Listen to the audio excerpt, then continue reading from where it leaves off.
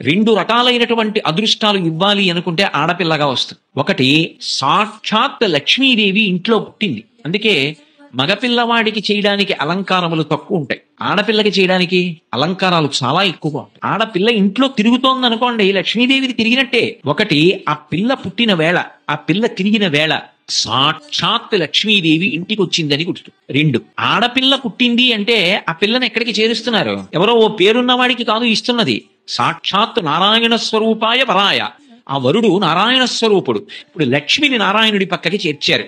ఆ చేర్చిన కారణం చేత ఏమైంది? 10 తరాలు తర్వాత వచ్చేవి, 10 తరాలు నా ముందున్నవి, నేను ఒక తరం, 21 తరాలు ఉద్ధరింపబడ్డారు, ఉన్నత లోకాలకి వెళ్ళారు. ఏది మగపిల్లవాడి విషయంలో చూపించండి అలా ప్రమాణం. అలా చేయగలడా? సాధ్యం కాదు.